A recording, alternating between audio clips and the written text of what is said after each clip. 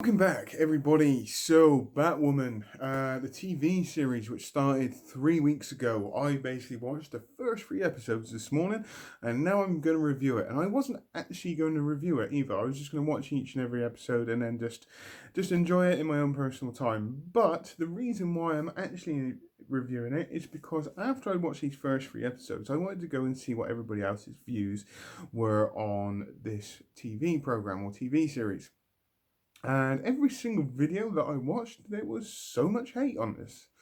And I'm going to have just a little bit of a rant right now. And this is something that I don't do on YouTube at all. And I've been on YouTube for 3 years. I know this is a small channel and a new channel, but I have got another channel. And I also got one, I had one before that. And I've seen this quite a lot, to be fair. So I watched quite a few reviews, but there were two main channels that were coming up. And they basically reviewed the first episode of Batwoman. Okay, and essentially, they both said this was shit. Absolutely diabolical. It was garbage, to be fair. And to the point where this person even said, I knew this program was going to be garbage before I even watched it. This is a very, very interesting comment here, to be fair, because if you knew it was going to be garbage, and you then confirmed it was going to be garbage when you first watched the episode, why would you go off and then watch and review the second one and the third one? Now, why would you do that? That's right, views, subscriptions, monetization. It's as simple as that. I've got a rule when it comes to TV series. If I can't get into the TV series by the end of the first 2 episodes, then chances are I'm just not going to watch it. Okay? And I wouldn't say I necessarily hate a TV series. I just don't enjoy it. So if I don't enjoy it, I'm not going to watch it. It's as simple as that. But you can't give it the benefit of the doubt past the pilot episode. It's as simple as that. And I do. And this person did give it the benefit of the doubt. But when you say it's garbage from the first episode, why the hell would you put yourself through the pain of watching the second episode and reviewing it and the third episode? It's literally just because of the reasons what I said. Is the fact it is view rates, subscriptions, monetization. It's as simple as that. Because these people know that if you put hate into something, and when you put in the title of your video, was it Batwoman episode 3 review? Don't know how much more I can take of this. That is essentially just for creating views and monetization. It's as simple as that. It is greed, in other words. Not only that, okay, when you do this, now let me introduce you to a very well-known fact, which probably most people in this world actually know. Spreading negativity online is probably one of the worst things you can do, to be fair. Okay, it's easily done. Everybody loves a bit of negativity these days. Nobody's really interested in positive stuff anymore because it's so easy to do this online. It's a faceless thing where you can quite easily just write a comment and be nasty and bully somebody, be sat behind your phone and computer because it's faceless, because you don't have to actually do that in front of somebody. And this is the way the world's come to. And when people start doing this for TV programs or movies, it spreads. And if you're going to even question what I just said here, I actually went through the comments of this, okay, of these videos, and there is a few comments in there that say, I haven't even seen this series yet. I don't think I'm going to watch it because of your review. Fucking watch the program and make your own fucking mind up. It's as simple as that, okay? Just because one person or a few people say it's shit doesn't mean it actually is. People are like fucking lemons these days. They will fucking follow anything. And if it's part of the trend, they'll go for it as well because it's trendy. It's trending on here. We must do it. Oh, what the fuck ever, okay? Because essentially, this program does have flaws, but I personally enjoyed it. There are people that are saying that there is no character development. Watch the first fucking episode.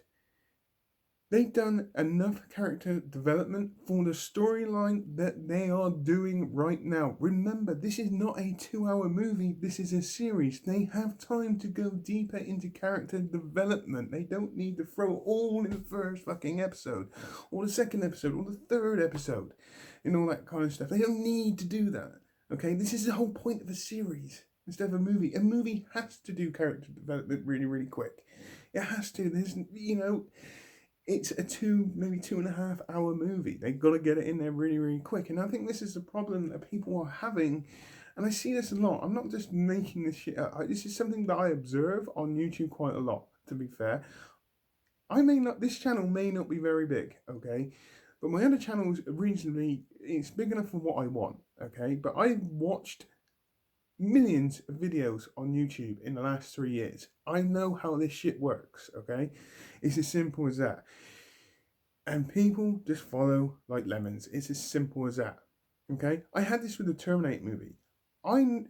In my Terminator movie review, I never said that this. I love this movie for what it is. It is a good bit of entertainment and action movie. But again, watching the reviews on that, everyone said shit. Yeah, it's absolute bollocks. It's nothing like T2. You can't repeat T2. Okay? It's an interesting fact. You cannot repeat T2. They can't do that. There is absolutely no scenario where you're going to get a Terminator movie which is even on the same level as T2. Okay? Simple as that. Alright? You can't. T2 is a one-of-a-kind movie which you'll never ever beat. You can get close to it, but you'll never beat it. Simple as that. And I see what they did with that, and I enjoyed it.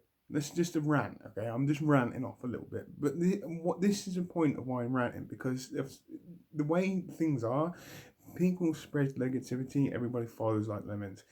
And a lot of people won't go and see something because they watch this review and say, oh, if it's that bad, I probably won't watch it.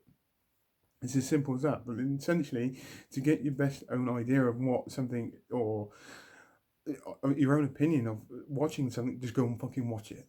It's as simple as that. But generally, I actually really enjoyed Batwoman. That's my rant over, by the way. I actually generally enjoyed the first 3 episodes of Batwoman. I really, really did.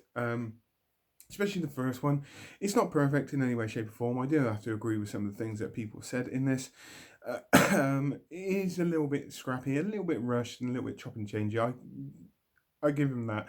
To be fair, there are some performances in this which are, the acting is not good in any way, shape, or form. But essentially, there is a great foundation here, something which they can actually work on. Now, I didn't expect hardly anything. I didn't even expect to see an appearance of Batwoman in this first episode. To be fair, I really, really didn't. It doesn't waste any time in getting you into the plot that they want to cover in these first 3 episodes, which I don't mind, to be fair. I'd rather have that than spend 2 episodes starting to get a little bit bored and, and wanting something more to happen. So they do not waste any time into this. When they people all the videos that I said that there is no character development, it's like I said, they do enough character development for the storyline which they are covering at this moment, which is basically essentially mainly centered around Katie Kane, Beth Kane, and her father, where there was an incident when they were young, a car accident. Katie Kane basically got out of the car. Batman tried to save their family. He thought he saved their family, and he basically failed. Therefore, they think that the mum and the other sister, or the twin sister, is dead, which later is apparent that she is not. And like I said, if you've seen this episode, I don't really need to talk about it. It doesn't matter about spoilers in this, as such, because at the end of the day, I can't actually not do it without having spoilers, to be honest. And it generally pans out to the fact that it's basically set 3 years after the disappearance of Bruce Wayne and Batman, where Gotham has basically created this new kind of protection force called Crow, which is run by Katie Kane's father. She's basically been sent away to train to then come back and hope on the fact that she will be joining this kind of protection force. Meanwhile, there is a little bit of a love circle there in there with another woman who is training, and if you've seen the episode, you know exactly what it is. And I'm gonna try not to give too much away, to be fair. But essentially, like I said, I didn't expect to see Batwoman in this first episode. There is character development there. You do get to see her past. They basically set up what's going on in the first 3 episodes, and I for me, like I said, you know, the acting is not perfect in any way, shape, or form. You know, and even to the point of Ruby Rose, who plays Katie Kane in this, she does come across as quite arrogant. She is Bruce Wayne's cousin. But then again, and there is a certain point in that first episode, I don't particularly think I like you that much. But then that does actually start to change as this episode and even the next episode carries on through. I liked what they did. I liked how they. It is rushed. I can't deny that. In fact, it is rushed. It's not bad. It is definitely not as bad as what people are making out, to be honest with you. Like I said, there is a big foundation there. So I generally liked what they were doing here.